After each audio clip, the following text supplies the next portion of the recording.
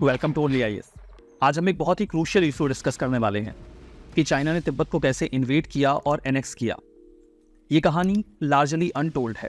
बहुत कम लोगों को पता है कि चाइना ने तिब्बत में कितनी एट्रोसिटीज़ की और कितने सारे लोगों को ब्रूटली जान से मार दिया गया। तो चलिए इस कहानी की शुरुआत करते हैं। तिब्बत के बारे में कुछ फंडामेंटल्स तो आपको पता ही होने चाहिए, जैसे कि तिब्बत को रूफ ऑफ द वर्ल्ड कहा जाता है बिकॉज ऑफ तिब्बतियन प्लेटू, क्योंकि यहाँ पर आपको एक बहुत बड़ा प्लेटू मिलता है और माउंटेन्स जो कि सेंट्रल एशिया में फैले हुए हैं। अगर आप इस रीजन के पॉपुलेशन की बात करें तो लार्जली ये तिब्बतियन एथनिसिटी से बिलोंग करने वाले ही लोग हैं।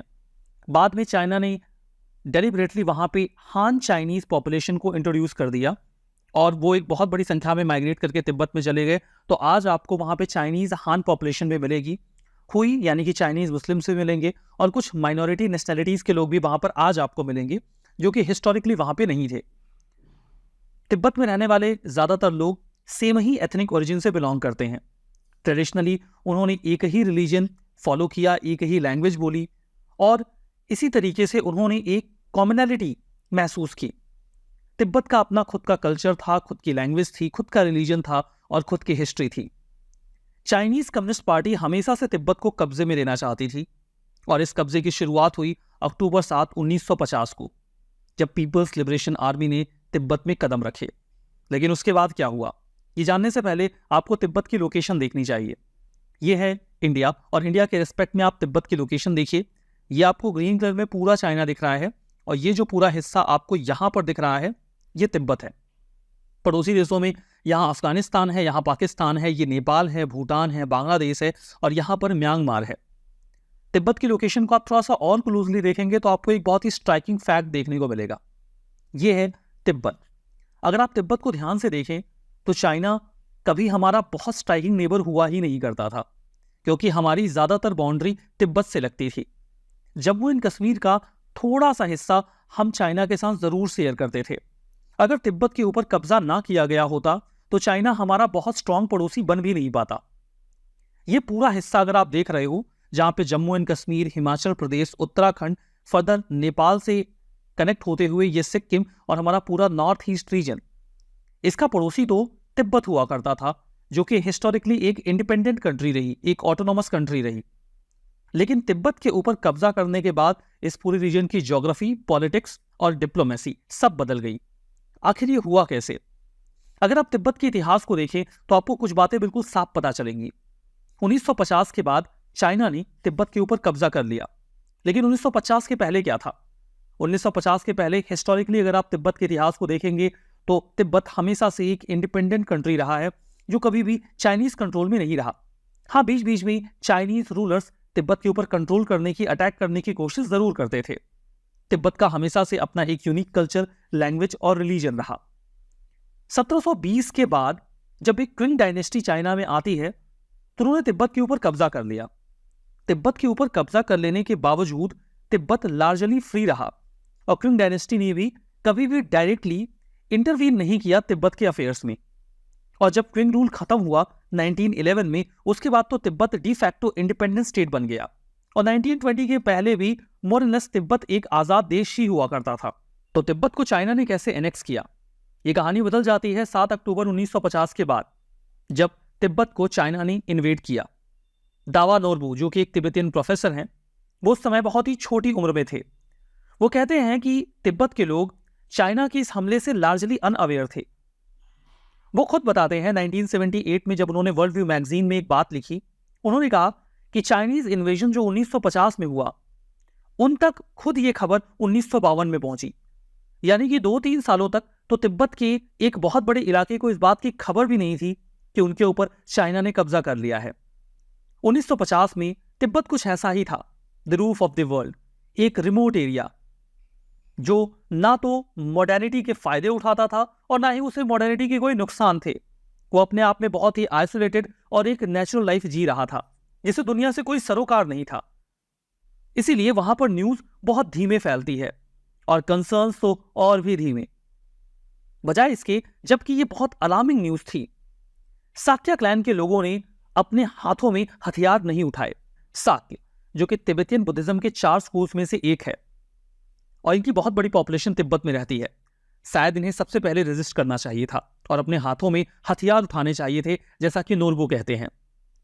साक के क्लैन के लोग, एथनिसिटी के लोग, उन्होंने कभी ये इमेजिन भी नहीं किया था कि चाइना का ये इन्वेजन उनकी लाइफ को कैसे बदल देगा और जल्दी ही वो चाइना के परमानेंट कंट्रोल में चले जाएंगे। आखिर ऐसे कौन से कारण थे जिनकी वजह से चाइना ने यह फैसला किया कि वो तिब्बत के ऊपर कब्जा करेगा? क्या मोटिवेटिंग फैक्टर्स थे चाइना के लिए? 1 अक्टूबर 1949 जब कम्युनिस्ट पार्टी ऑफ चाइना ने चाइना में अपनी गवर्नमेंट को स्टैब्लिश किया, उसके पहले से ही उनकी टॉप प्रायोरिटी थी कि वो तिब्बत को एनेक्स करें। इसके पीछे आइडियोलॉजिकल और प्रैग्मेटिक दोनों तरीके के मोटिवेशंस या कारण जिम्मेदार थे। कम्युनिस्ट हमेशा से अपने साउथ वेस्टर्न बॉर्डर को एक्सपेंड करना चाहते थे, क्योंकि उन्हें पता था कि तिब्बत में बहुत सारे नेचुरल रिसोर्सेस हैं और वो उसे कभी भी अपने हाथों से नहीं जाने दे सकते थे। ये तो इसका एक प्रैग्मेटिक रीजन था, प्रैक्टिकल कारण था।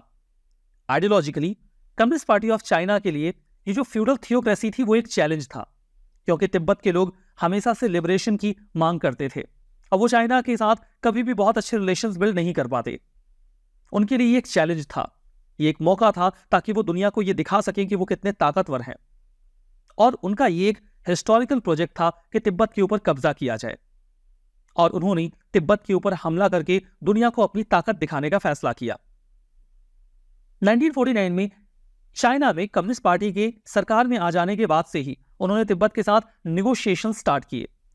ये निगोशिएशंस बहुत ही टेंस थे। चाइना की 3 डिमांड्स थी। पहला कि तिब्बत खुद को चाइना का हिस्सा मान ले, दूसरा चाइना तिब्बत के डिफेंस के लिए जिम्मेदार होगा और तीसरा चाइना तिब्बत के ट्रेड और फॉरेन रिलेशंस को देखेगा। At the same time Tibet के ऊपर प्रेशर क्रिएट करने के लिए पीपल्स लिबरेशन आर्मी को तिब्बत के चारों ओर तैनात किया जाने लगा ताकि प्रेशराइज किया जा सके तिब्बत को अपनी बात मनवाने के लिए। आइडिया यह था कि तिब्बत के साथ एक हाथ में निगोशिएशन करो और दूसरी ओर से दबाव बना के रखो कि अगर आपने बात नहीं मानी तो आपके ऊपर हमला कर दिया जाएगा।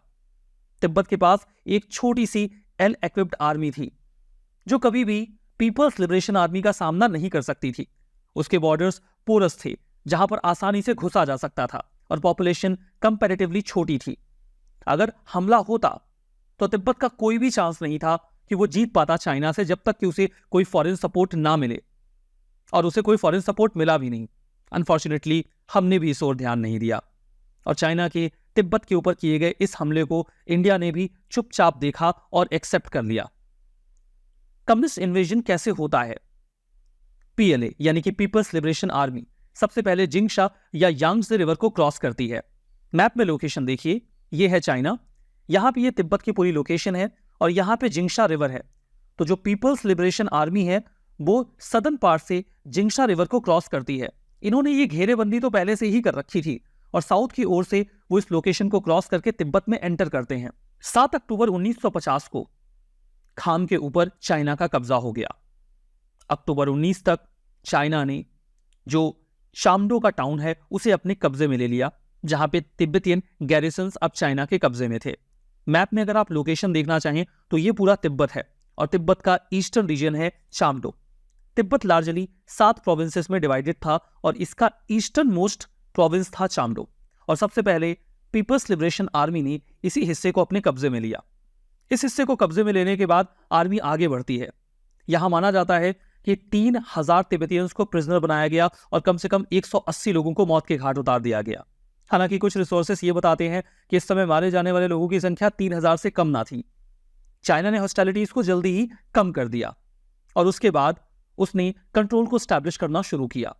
चामडो के जो गवर्नर थे गाबो ग्वांग जिग्मे, जिनकी इमेज आप यहां पे देख सकते हो, इन्हें हरा दिया गया और उसके बाद ल्हासा के ऊपर भी कब्जा कर लिया गया। ल्हासा जो कि सेंट्रल पॉइंट था और जहां से तिब्बत खुद को गवर्न करता था, वो भी जल्दी ही चाइनीज कंट्रोल में चला गया और ल्हासा के चाइनीज कंट्रोल में जाने के बाद लगभग पूरा तिब्बत अब चाइना के हाथों में था।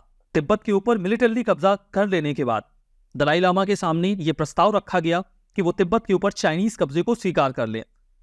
दलाई लामा जबकि 15 साल के एक छोटे से बच्चे थे, उनके सामने एक बहुत ही रिजिड प्रस्ताव रखा गया। मई 1951 एक डील तैयार की जाती है जिसे डील ऑफ ड्यूरेस कहा जाता है।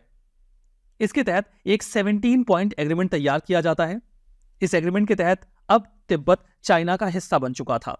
पीपल्स लिबरेशन आर्मी ने तिब्बत की पूरी टेरिटरी को अपने कब्जे में ले लिया था और इंटरनेशनल अफेयर्स तिब्बत के अब चाइना के हाथों में चले गए थे। चाइना को यह भी अलाउ कर दिया गया कि वो तिब्बत की इकोनॉमी को रिफॉर्म कर सकते हैं। हालांकि इस बात का वादा किया गया कि डोमेस्टिक एडमिनिस्ट्रेशन में किसी भी तरीके का इंटरवेंशन चाइना नहीं करेगा, लेकिन इसके पहले कि इस पूरे पैक्ट की स्याही सूखती, चाइना ने अपने वादे को तोड़ना शुरू कर दिया और धीमे धीमे तिब्बतियन एडमिनिस्ट्रेशन की ऑटोनॉमी को एक एक करके खत्म कर दिया गया। लार्ज स्केल पर कम्युनिस्ट रिफॉर्म तिब्बत में इंट्रोड्यूस कर दिए गए और तिब्बत का एडमिनिस्ट्रेशन, कल्चर और रिलीजन अब चाइना के हाथों में था। लेकिन क्या तिब्बत के लोगों ने कभी भी इसके खिलाफ आवाज नहीं उठाई? ऐसा नहीं है। जैसा कि मैंने आपको बताया कि 1950 में जब तिब्बत के ऊपर चाइना ने कब्जा किया तो इस बात की खबर बहुत धीमे धीमे तिब्बत के सारे हिस्सों में फैली और जब तक उन्हें एहसास हुआ कि तिब्बत चाइना के कब्जे में जा चुका है तब तक बहुत देर हो चुकी थी। लेकिन उन्हें जल्दी ही इस बात का एहसास कर लिया कि इससे उनका रिलीजन, उनकी एथनिसिटी, उनका कल्चर खतरे में है। तो तिब्बत में जो रेजिस्टेंस है वो बढ़ने लगा। चाइना ने मोनेस्ट्रीज को डिस्ट्रॉय करना शुरू किया और कलेक्टिवाइजेशन, जो कि कम्युनिज्म की एक फिलॉसफी होती है, उसे इंपोज करना शुरू कर दिया। तिब्बतन लाइफ के हर एस्पेक्ट में अब चाइनीज इंटरफेरेंस था, स्कूल से लेके कल्चरल बिलीफ तक। धीमे धीमे ल्हासा और सेंट्रल तिब्बत में भारी संख्या में लोग ईस्टर्न रीजन से माइग्रेट करने लगे, क्योंकि जो ईस्टर्न रीजन था यहां पर काफी ज्यादा कंट्रोल स्टैब्लिश किया गया था चाइना के द्वारा और यहाँ की लाइफ सबसे ज्यादा प्रभावित थी चाइनीज इन्फ्लुएंस से। तो यहाँ से लोग भागकर तिब्बत में और इस हिस्से में आने लगे। माइग्रेशन का जब ये दौर शुरू हुआ तो चाइना के लोगों की जो चिंता थी वो बढ़ने लगी, क्योंकि तिब्बतियंस अब एग्रेसिव होने लगे थे। जो ईस्टर्न रीजन था वहां से माइग्रेशन तेज होने लगा था। तिब्बतन पॉपुलेशन अब फ्रस्ट्रेटेड थी। मार्च 1959 एक रिवोल्ट होता है।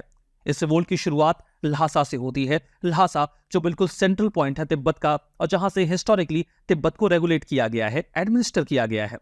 ल्हासा में इस पूरे रिवोल्यूशन की शुरुआत होती है। ये रिवोल्यूशन जब शुरू होता है तो इस बात का भी डर था कि दलाई लामा को गिरफ्तार कर लिया जाएगा। तो प्रोटेस्टर्स दलाई लामा के डिफेंस में सड़कों पर उतर आए और पीपल्स लिबरेशन आर्मी से लड़ने लग गए। चाइना ने भी बहुत ब्रूटली इस पूरे रिवोल्यूशन को सप्रेस किया। कुछ असेसमेंट के मुताबिक लगभग 80,000 लोगों को मौत के घाट उतार दिया गया। पीपल्स लिबरेशन आर्मी ने ल्हासा में खूब बम बरसाए और वहां की जो बहुत ही खूबसूरत मॉनेस्ट्रीज थी उन्हें धूल में मिला दिया गया। मार्च 30 दलाई लामा ल्हासा से भागकर इंडिया आ जाते हैं, एक ऐसी जगह जहां से वो कभी वापस नहीं जाने वाले थे। जब वो इंडिया आए तो उन्हें अरुणाचल प्रदेश की तवांग मॉनेस्ट्री में ले जाया गया। यंग दलाई लामा उसके बाद से ही इंडिया में है। उन्होंने 17 पॉइंट एग्रीमेंट को नकार दिया और खुद को तिब्बत का एकमात्र लेजिटिमेट रिप्रेजेंटेटिव प्रोक्लेम कर दिया। 1959 के बाद ही चाइना का होल्ड तिब्बत के ऊपर अभी भी बना हुआ है। चाइना वहां पर किसी भी तरीके के विरोध को पूरी तरीके से कुचल देता है।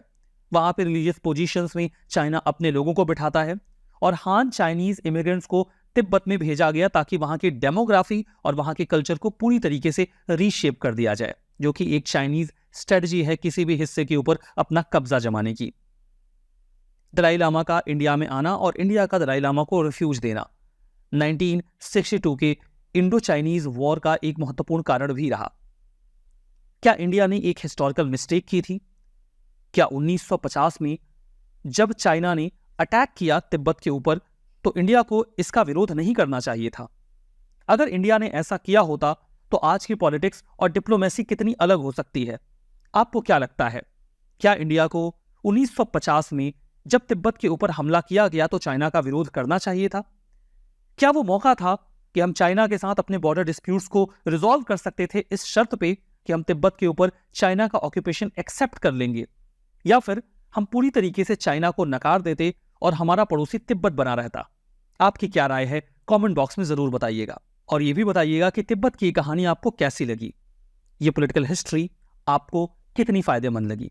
तो आज के इस सेशन को यहीं पे रोकते हैं, मिलेंगे एक और सेशन में। तब तक के लिए बहुत बहुत धन्यवाद।